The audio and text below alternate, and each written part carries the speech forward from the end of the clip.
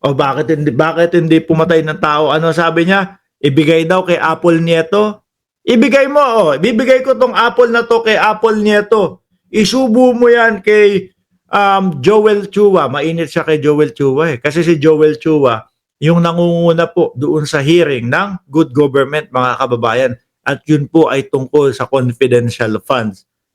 Na ipit po sila at hindi nila masagot. Ibigay mo to kay Joel Chua, isubong mo sa bunganga ni Joel Chua hanggang sa mamatay. Yun po ba ang tamang pangangampanya? Mapapaisip pa yung sambayan ng Pilipino o yung mga nanonood doon, no, na mga taga-Tondo. Putragis na yan. Ipinagmalaki sa atin.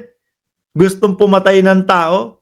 O ngayon po, pati yung kay Congressman Benny Abante, mga kababayan. Hindi nila kayang labanan, tapatan ng tamang plataforma de gobyerno. Kaya ang ginagawa nila, mga bossing, wala lang yung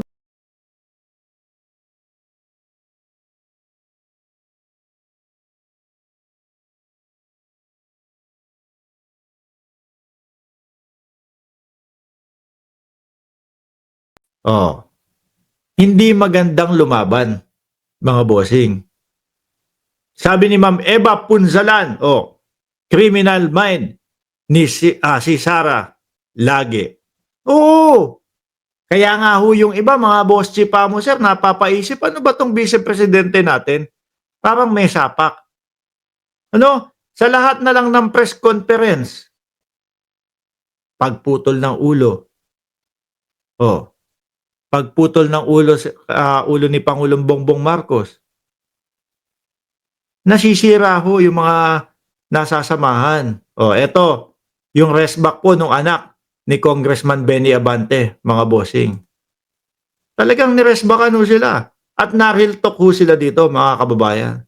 Lalo na si Inday Sara Duterte. Hindi kayang takpan ng...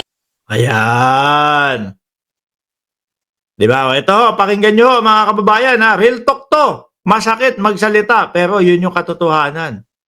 Hindi kayang takpan ng inyong paninira ang kakulangan nyo sa serbisyo dito sa ating distrito.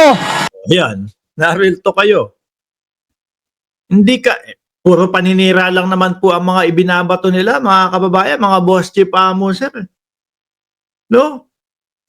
Imbis na ilalatag namin, madaming kakulangan ang inyong mga namumuno dito sa lugar ninyo. Ganito ang ilalatag namin sa inyo. Yung mga kalsada na yan, ipapagawa namin yan. No? Yang mga para bumilis ang transportasyon. Doon nila dalihin yung kalaban. Pero ang dali nila, mga boss chief mo, sir, lalo na doon sa tatay niya na si Benny Abante yung nakadila na litrato. Di ba? Yung nakadila na litrato. Tapos sasabihin, ano to? Kawalang respeto to sa inyo. Yung litrato na yun, mga bossing, hindi naman din po yun. Hindi naman din po itinago yun Nasa Facebook din naman yun, mga kababayan. Naka-public din po yun. Naalala ko, ang dating Pangulong Duterte, humahalik pa yan sa OFW. Di ba? Biruin mo, may asawang tao. Yung hinalikan. May asawang tao yung hinalikan. Ano na lang, isipin mo na lang, ano mapifeel nung asawa niyan pag uwi niyan at nakita yung asawa niya hinahalikan lips to lips. Di po ba yun yung kawalang respeto sa kapwa? Yun ang kawalang respeto sa kapwa talaga. Mga bossing. Eto, nalalantad tuloy sila doon sa Maynila na wala silang nagawa. Hindi kayang takpan ng inyong paninira ang kakulangan nyo sa serbisyo dito sa ating distrito. Sabi ni Mary Ann, Sir Mark, wag ka. Gusto ng DDS, si tatay nila daw ang maging Pope. Grabe, minumura nga yung Pope. Di ba? minumura yung Pope, samantalang ang ating Pangulong ho ngayon, mga kababayan, ayun, nandoon sa saan ba to? Sa Vatican. Oh, nakauwi na din yata, mga bossing, di ba? Pati yung pakita ni First Lady Lisa Marcos nung gawang Marikina na bag, binabatikos ho nila. Di po ba, mga kababayan? Oh. Hindi pa sila doon natigil. Mm. Naghanap pa ng dayo. Oh. Kala mo liga? Nagtawag ng dayo. O, tinawag si Inday Sara Duterte. Ganyan di ba? Nako! Malakas ang kalaban namin. Kailangan namin ng dayo. Kailangan namin ng tutulong sa amin, sasalba sa amin. Ang kinuha si Inday Sara Duterte. No? Akala nila makakatulong sa kanila. Hindi. Pati ho yung mga kandidato nila, imbis na sana, mataas na ang ratings, bumagsak pa dahil doon, mga kababayan. Oh. May hugot? May hugot. Tatayo ka dito sa aming lungsod. Tatayo ka sa aming distrito. Wala ka naman na ambag sa mga buhay ng aming mga kadistrito.